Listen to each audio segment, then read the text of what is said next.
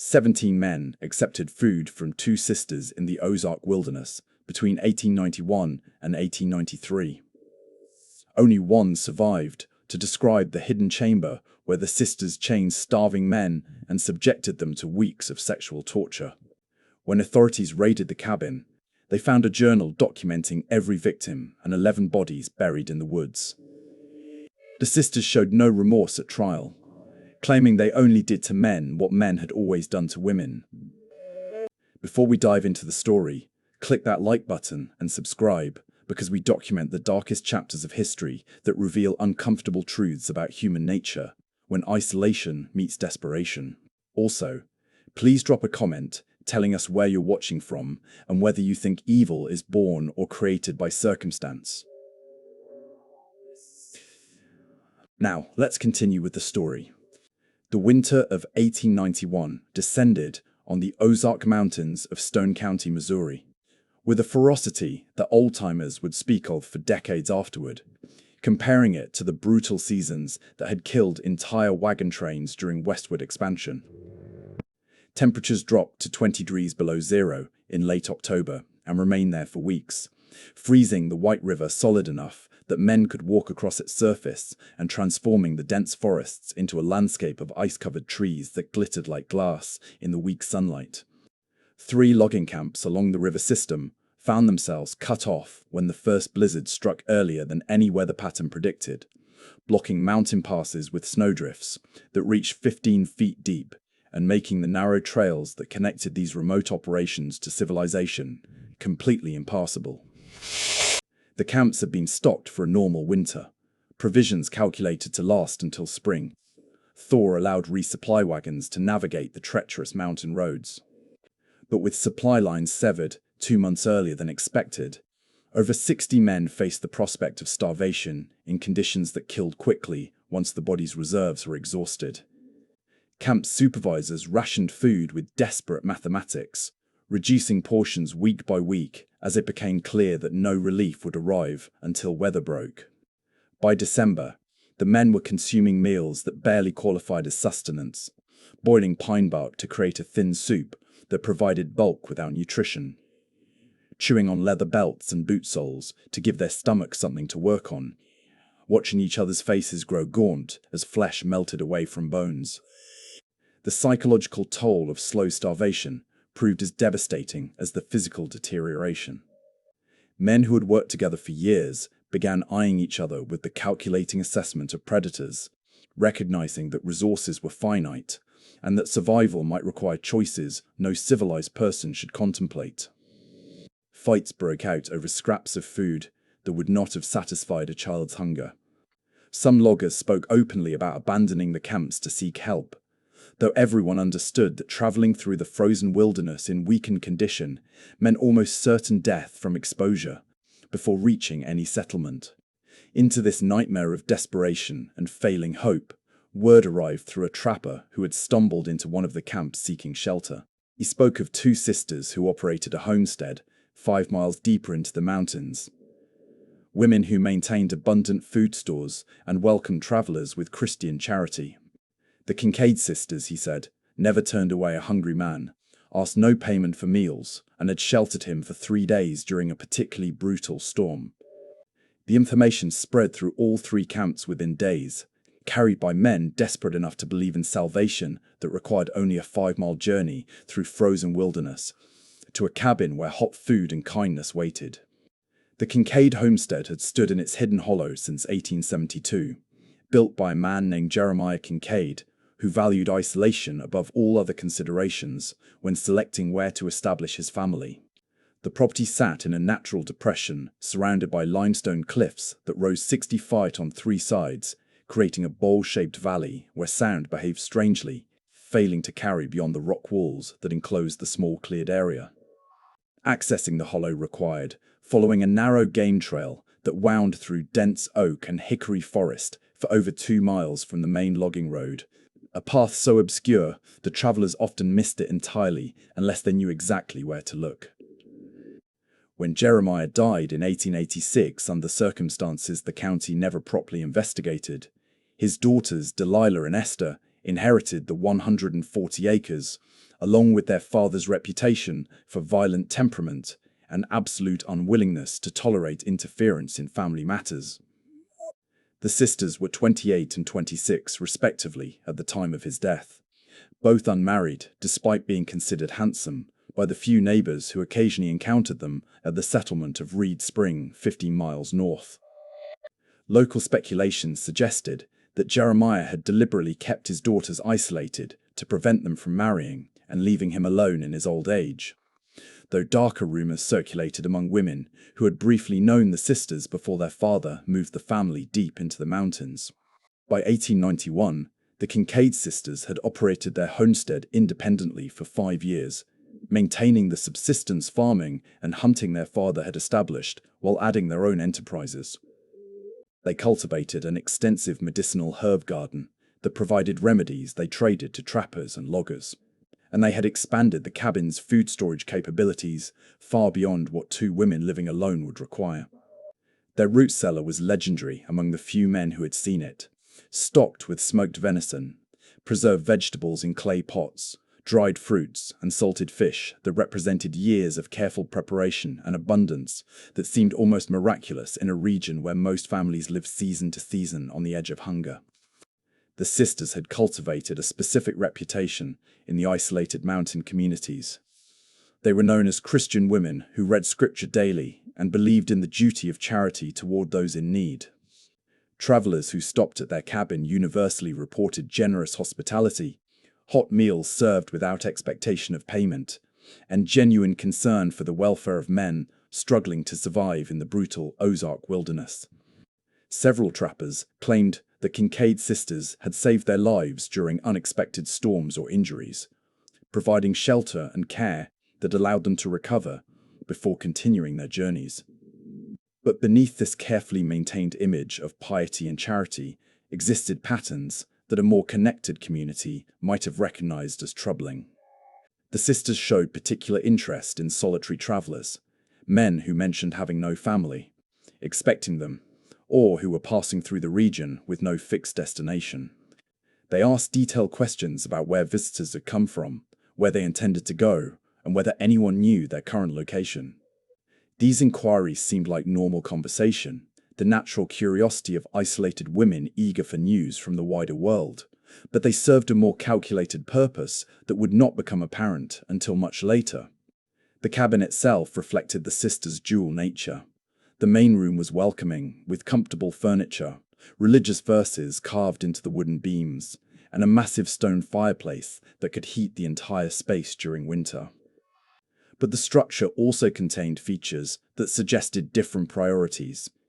Unusually heavy doors with iron reinforcements, windows fitted with interior shutters that could be barred from inside, and ceiling beams embedded with iron rings whose purpose visitors rarely questioned, but that served functions no legitimate homestead required. Curtis Bramwell left the Wilson Creek logging camp on December 14, 1891, carrying a letter from his foreman requesting assistance from anyone who might provide food for 32 starving men. At 34 years old, Bramwell was one of the more experienced loggers, a man who had worked the Ozark timber operations for 8 seasons and knew the mountain trails well enough to navigate them even in winter conditions. His companions watched him disappear into the forest with provisions that would last 3 days if he rationed carefully, confident he would return with help from the Kincaid sisters, whose reputation for charity had reached the camp through multiple sources. The journey to the Kincaid homestead should have required 6 hours of steady travel, following the logging road north, before turning onto the narrow trail that led into the hidden hollow. Bramwell carried an axe for clearing fallen branches, matches wrapped in oilcloth, and a wool blanket in case he needed to shelter overnight. His plan was simple and sensible: reach the cabin by evening, explain the camp's desperate situation, secure whatever provisions the sisters could spare, and return the following day with enough food to keep his companions alive until the weather broke. He arrived at the Kincaid cabin just after dusk, exhausted from the difficult trek through snow that had drifted across the trail in places, making passage slow and treacherous. Delilah answered his knock, her face showing immediate concern when he explained the situation at the logging camp. She welcomed him inside, where warmth from the massive fireplace hit him like a physical force after hours in the freezing wilderness. Esther appeared from the back room, and both sisters insisted he sit near the fire while they prepared a hot meal. The food they served was more abundant than anything Bramwell had eaten in weeks. Venison stew, thick with potatoes and carrots, fresh bread still warm from the oven, dried apple pie sweetened with honey. The sisters encouraged him to eat his fill, explaining they had plenty to share, and that a man in his condition needed substantial nourishment before attempting any return journey. They mixed him a tea from herbs in their garden, claiming it would restore his strength and help him sleep soundly so he could depart refreshed in the morning. Bramwell remembered feeling grateful for their kindness as drowsiness overtook him with unexpected speed. The sisters helped him to a bed in their guest quarters, their voices soothing as they assured him that everything would be arranged by morning. He fell asleep thinking about the relief his return would bring to the starving men at Wilson Creek Camp. When a week passed without Bramwell's return, 2 loggers from the camp made the journey to the Kincaid homestead despite their weakened condition. They found the sisters welcoming and concerned, expressing surprise that Bramwell had not returned to camp as promised. Delilah explained that he had indeed visited, consumed a substantial meal, rested overnight, and departed the following morning, headed east toward the settlement of Galena with supplies they had provided. She seemed genuinely puzzled by his failure to return to his companions, suggesting perhaps he had decided to seek help from town authorities rather than attempting the dangerous journey back to the isolated camp. The explanation made logical sense, though something about it troubled the loggers in ways they could not quite articulate. Bramwell had been clear about his intention to return directly to camp, and abandoning 32 starving men seemed entirely out of character for someone known for reliability and loyalty to his crew. But the sisters' obvious hospitality and the hot food they provided made questioning their account seem ungrateful and suspicious without cause. The loggers accepted provisions, spent a single night in the cabin, and returned to their camp the next morning, never realizing how narrowly they had escaped sharing Bramwell's fate. Raymond Aldrich had managed timber operations across Missouri, Arkansas, and southern Illinois for 12 years, and his success came from an almost obsessive attention to detail that other supervisors considered excessive. He maintained personnel records that tracked not just current employees, but also men who had worked previous seasons, noting their reliability, skill levels, and reasons for leaving company employment. In February 1893, while reviewing financial records at the company's Springfield office, he noticed something that triggered the same instinct that had helped him identify embezzlement schemes and fraudulent supply contractors in the past. 6 loggers from different camps had failed to collect final wages owed to them, amounts ranging from 12 to 43, that represented weeks of brutal labor in frozen forests. The money sat unclaimed in the company accounts, and according to standard procedure, after 6 months it would revert to company funds.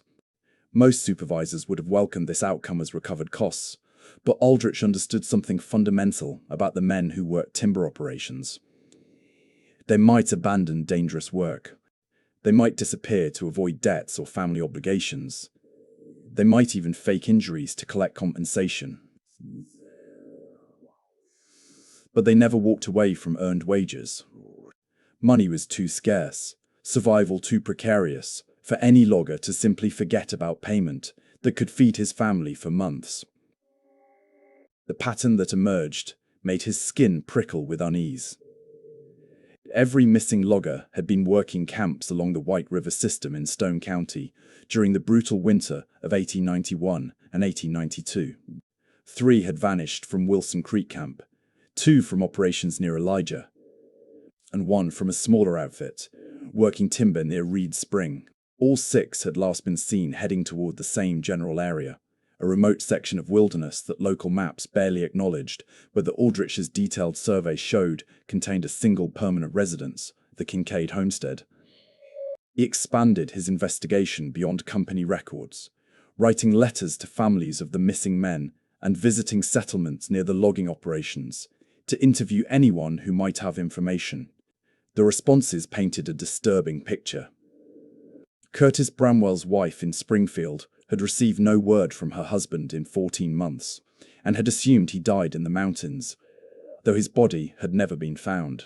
A trapper named William Dert had mentioned to his brother that he planned to stop at the Kincaid cabin for supplies before heading south and then disappeared completely. Two Finnish immigrants working the timber camps had told companions they were seeking the generous sisters who provided food to hungry travelers, and neither had been seen again. Most troubling was the testimony Aldrich gathered from men who had visited the Kincaid homestead and survived the experience. Their accounts were universally positive, describing the sisters as kind, charitable women who embodied Christian virtue. But certain details repeated across multiple testimonies with uncomfortable consistency. The sisters always served tea made from their medicinal herbs, claiming it restored strength and promoted health. They expressed particular interest in men who were alone, encouraging them to rest longer than originally planned, sometimes suggesting they remained for several days to fully recover from whatever hardship had brought them to the isolated hollow. Several survivors mentioned feeling unusually drowsy after meals at the Kincaid cabin, attributing it to exhaustion from travel and the warmth of the fire after exposure to winter cold. One trapper recalled waking from a deep sleep with no memory of going to bed, finding himself in the guest quarters with vague recollections of the sisters helping him to the room while he struggled to keep his eyes open. These men had laughed about their weakness, embarrassed by falling asleep so abruptly, never considering that their drowsiness might have been induced rather than natural. What Raymond Aldrich could not have known from his careful investigation was that the horror at the Kincaid homestead had roots that extended back long before the starvation winter, before Curtis Bramwell vanished, before the sisters began their systematic predation on desperate men. The true beginning lay in 1886, when Jeremiah Kincaid died from what his daughters reported as a hunting accident, a shotgun blast to the chest that the isolated location and lack of witnesses allowed them to explain however they chose. No one questioned the account because no one wanted to make the difficult journey to investigate a death in a place most people had never heard of. Jeremiah Kincaid had moved his family to the Hidden Hollow when his daughters were children, deliberately choosing isolation that made outside interference impossible. For 18 years, he had ruled the homestead with absolute authority, and what happened in that isolated bowl surrounded by limestone cliffs stayed there, hidden by geography and the shame that kept his daughters silent, even as they grew into women strong enough to resist. The abuse had been systematic and comprehensive, teaching Delilah and Esther that men were fundamentally weak despite their physical strength, that power came not from muscle but from control, and that the most effective domination combined physical restraint with psychological manipulation that made victims complicit in their own degradation. When they finally killed their father, shooting him while he slept and dragging his body into the woods where bears and wild hogs would obscure evidence of murder, the sisters discovered something that should have horrified them, but instead felt like liberation. The death brought not guilt, but a sense of power they had never experienced. The realization that they could take from men what had been taken from them, that they could inflict the helplessness they had endured, and that their isolated homestead provided perfect conditions to explore impulses that had festered in darkness for years. The first victim after their father was a trapper who stopped at the cabin in winter 1887, a man who made crude comments about two women living alone and what he might do given the opportunity. Delilah served him tea laced with sedatives from her herb garden. And when he woke, he found himself chained in the root cellar. They had expanded specifically for purposes that had nothing to do with food storage. What the sisters did to him over the following 3 weeks combined sexual sadism with complete psychological domination. Practices refined through trial and error as they discovered what broke a man's spirit most efficiently. They learned that hunger was their most powerful tool. A starving man would do anything for food, would submit to any humiliation, would become so focused on his next meal that resistance became impossible. They learned that isolation magnified every horror, that men kept in darkness lost track of time and reality, that removing hope was more effective than any physical restraint. They learned that alternating kindness with cruelty created dependency that chains alone could never achieve, making victims crave approval from their tormentors, even as they suffered degradation that should have inspired only hatred. The trapper died after 3 weeks, his body weakened by starvation and injuries that accumulated as the sisters' experimentation became more extreme. They buried him in the woods, and when no one came looking for him, they understood that the transient nature of mountain life meant victims could disappear without triggering investigations. They waited months before selecting another target, refining their methods, learning patience and careful victim selection that would allow their practices to continue indefinitely. By 1891, they'd perfected a system that combined their father's lessons about control with their own discoveries about how easily desperate men could be lured, subdued, and made to suffer in ways that satisfied needs. They barely understood themselves, but could not resist indulging. Silas Moffat was a trapper who had worked the Ozark wilderness for 11 years, a man accustomed to solitude and capable of surviving conditions that killed less experienced woodsmen. In late January 1893, he made the mistake of accepting hospitality at the Kincaid cabin after a severe storm left him soaked and dangerously close to hypothermia. The sisters welcomed him with their characteristic warmth, providing dry clothes, hot food, and the medicinal tea they offered to every visitor. Moffat remembered feeling grateful as drowsiness overtook him, then nothing until he woke in complete darkness with his wrists and ankles shackled to a stone wall. The root cellar where he found himself confined was perhaps 12 feet square, carved partially into the hillside behind the cabin and reinforced with timber supports. No light penetrated except when the trapdoor above opened, and the air carried smells of earth, mold, and human waste that suggested previous occupants. Moffat spent his first hours testing the chains, finding them securely anchored into limestone with no possibility of breaking free through force alone. When the trapdoor finally opened, Delilah descended the ladder, carrying a lantern and a bowl of thin soup. What followed was a cycle that repeated with variations for nearly 4 weeks. The sisters kept him perpetually hungry, providing just enough food to maintain life, but never enough to restore strength.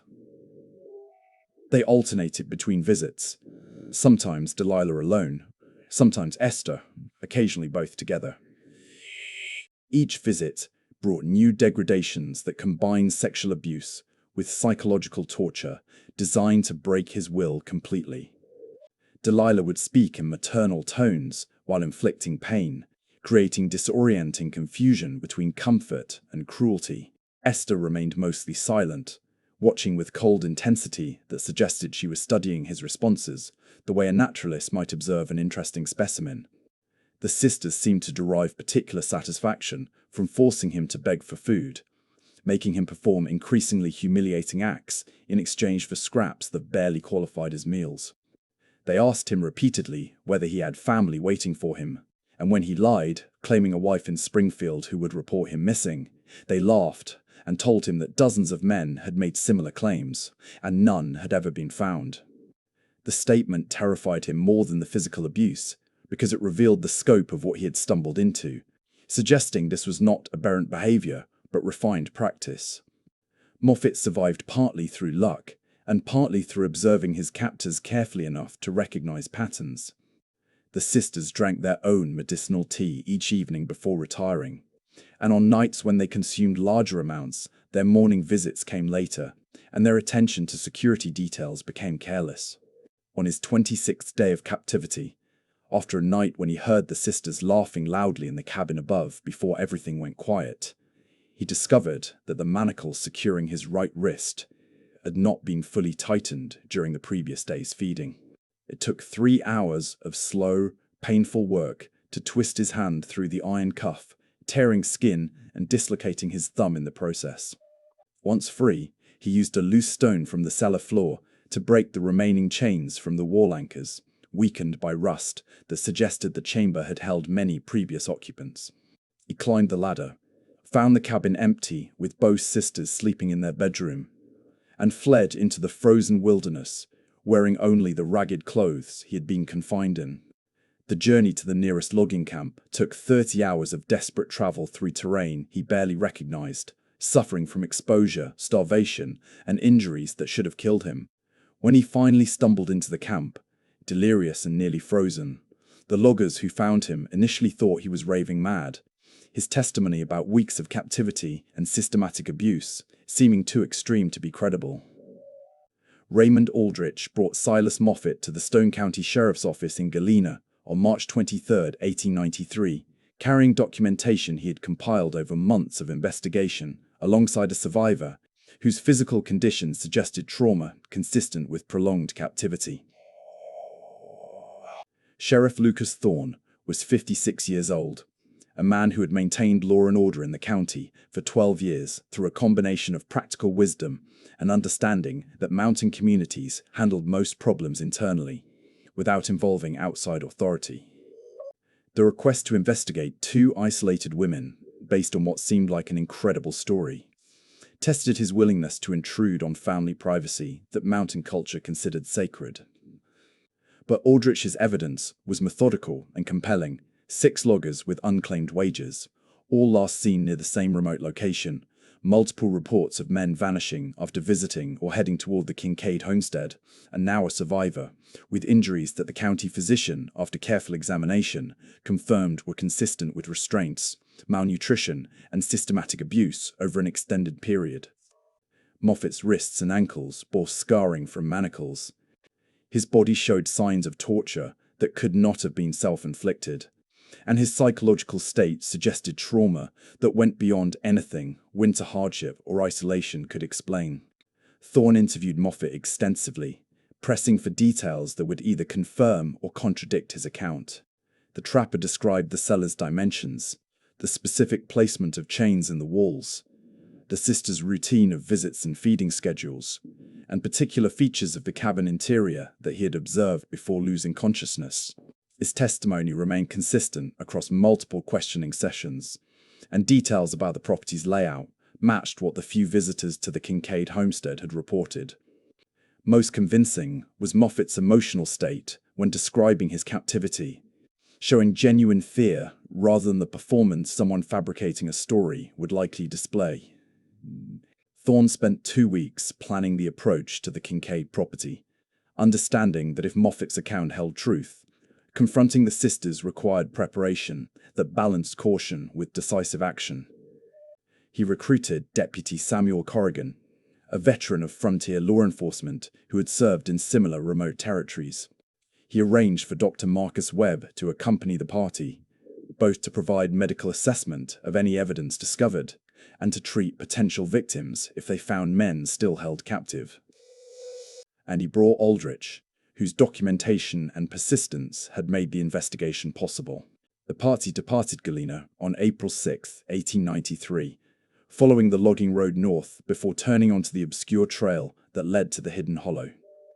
The journey required careful navigation through terrain that seemed designed to discourage visitors, narrow passages between rock formations where a single person could easily defend against larger groups, and sudden drops where a misstep meant serious injury.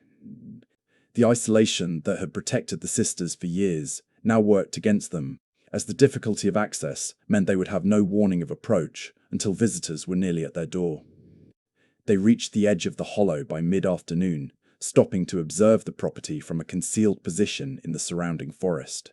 The cabin looked peaceful, smoke rising from the chimney, chickens scratching in a small yard, laundry hanging on a line between 2 trees.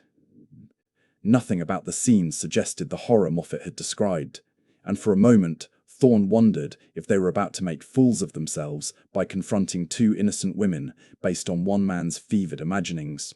But Aldrich pointed out details that supported Moffat's testimony: the heavy construction of the cabin's door, the iron-reinforced shutters on windows, and the disturbed earth behind the main structure where the cellar entrance was supposedly concealed beneath a separate entrance. Thorne checked his revolver, signaled the others to follow, and began the descent into the hollow where 17 men had disappeared, and only one had escaped to tell the truth. Sheriff Thorne knocked on the cabin door at precisely 3:00 in the afternoon on April 7th, 1893, choosing a time when the sisters would least expect official visitors and when daylight would allow thorough search of the property if resistance occurred.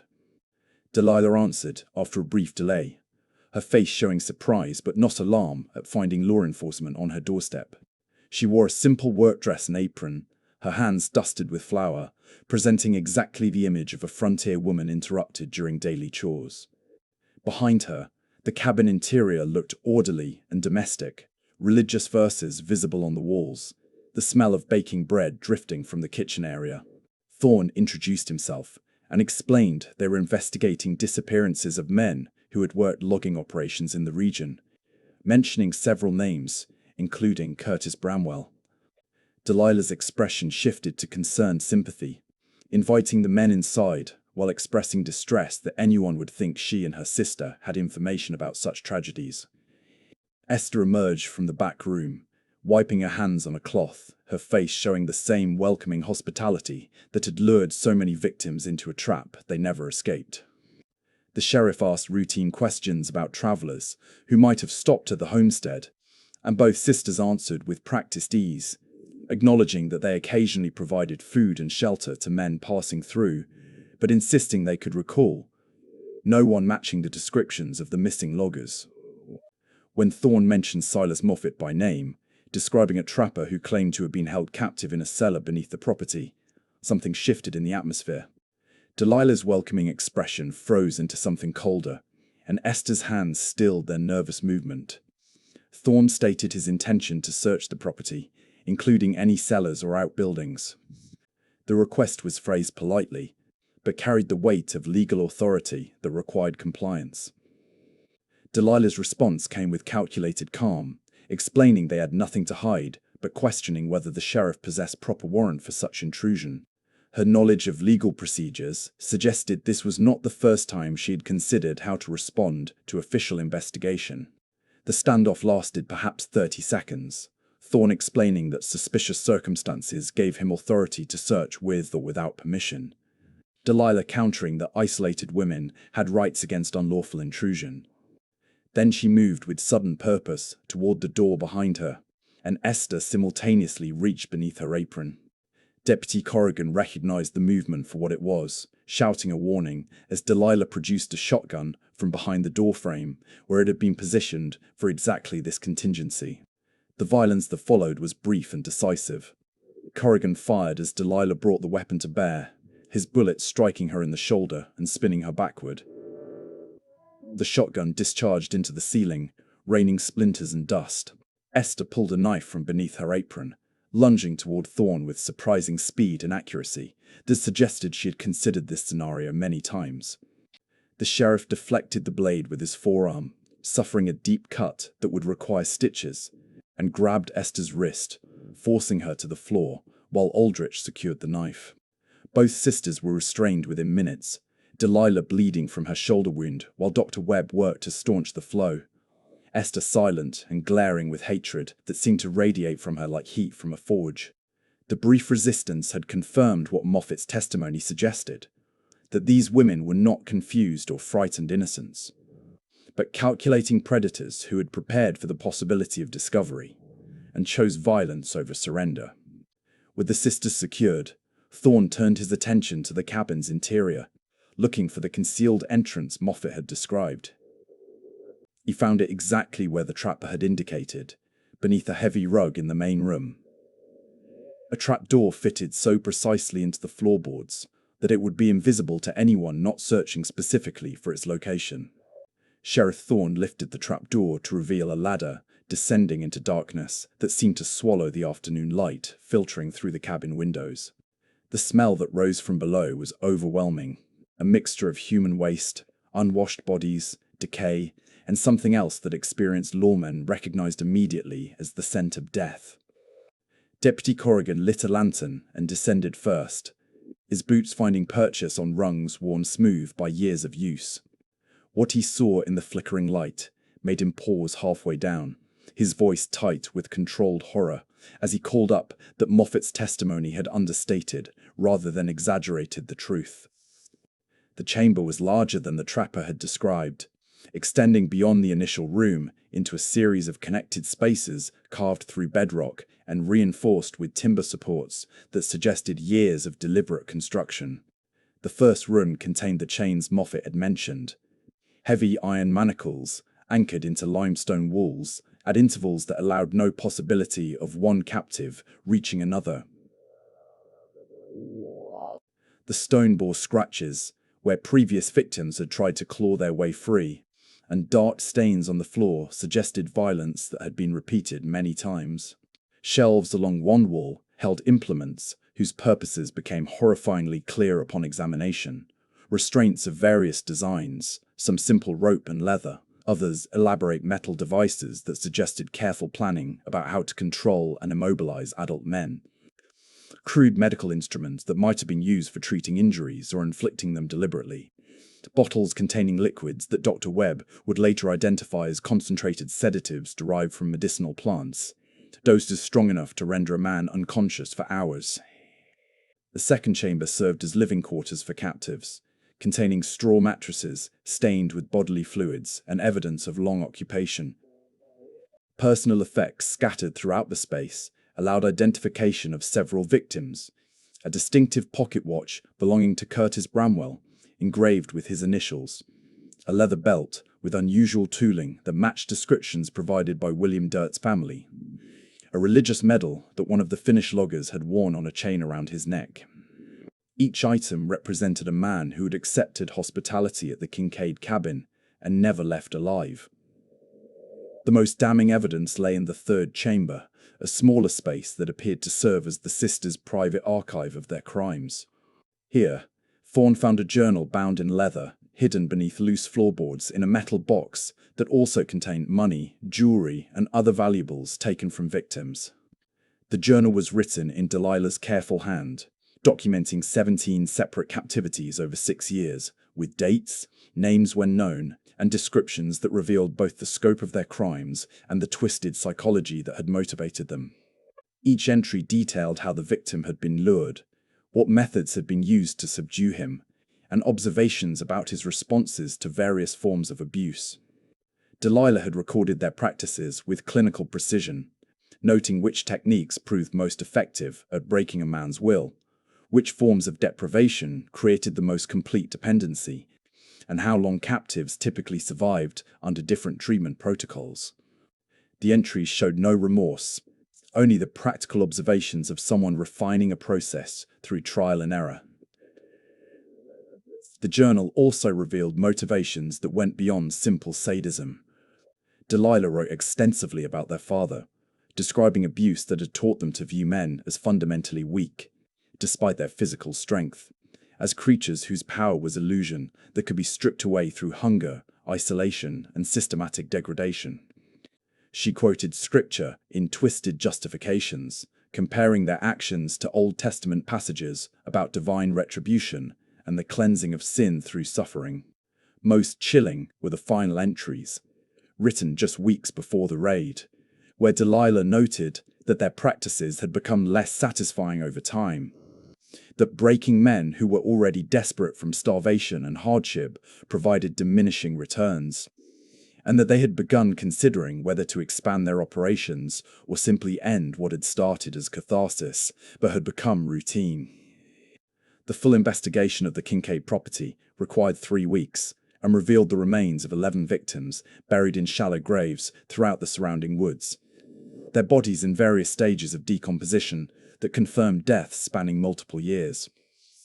Identification proved possible for 8 of the 11 through personal effects, dental characteristics, and distinctive injuries that families had reported.